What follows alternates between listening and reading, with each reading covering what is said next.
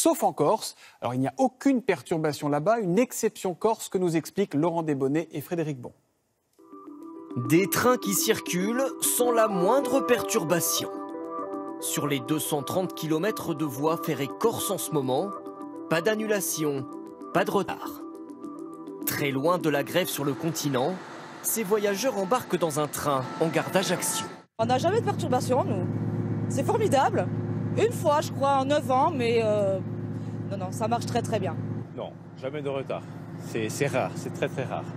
Si les conducteurs de trains corse ne font pas grève, c'est qu'ils ne travaillent pas pour la SNCF, mais pour une société semi-privée, les chemins de fer de la Corse. Ils ne bénéficient donc pas du statut de cheminot, mais d'un statut spécifique. Comme sur le continent, ils ont la quasi-garantie d'emploi à vie et des augmentations de salaire presque automatiques. Mais pas la retraite entre 52 et 57 ans, pour eux c'est 62 ans.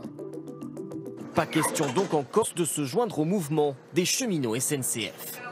Ils ont clairement des conditions plus avantageuses que les nôtres, notamment sur la retraite et les possibilités de départ jeunes. Et sur leur méthode, l'idée de faire grève Ça, c'est la vieille France qui parle et qui est toujours là, avec la grève, toujours faite de la même façon. Donc sur la méthode, vous n'êtes pas d'accord? No comment. Pas de revendication sur le statut, pas d'inquiétude non plus de voir la SNCF perdre son monopole. Les lignes corses ne sont plus gérées par la SNCF depuis 2012 et beaucoup de passagers constatent depuis une amélioration, des tarifs bas sur de nouvelles petites lignes. Moi je paye à l'année, ça nous fait à peu près du 16 € mensuel, donc c'est autant dire rien du tout, quoi. Là, ils nous ont mis une navette interurbaine. Ça permet aux gens qui habitent en extérieur de pouvoir se rendre en ville en train et éviter les embouteillages et les problèmes de stationnement.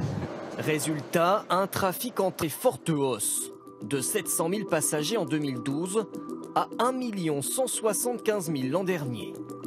Une gestion donc plus efficace que la SNCF, selon le directeur général des chemins de fer de la Corse. La situation financière aujourd'hui de l'entreprise est saine. Nous avons triplé notre capital en 6 ans. Nous avons des résultats positifs. Un équilibre financier qui ne tient toutefois qu'à une large subvention de la collectivité corse, 20 millions d'euros par an. Les chemins de fer de la Corse dépendent encore plus de l'argent public que la SNCF. On va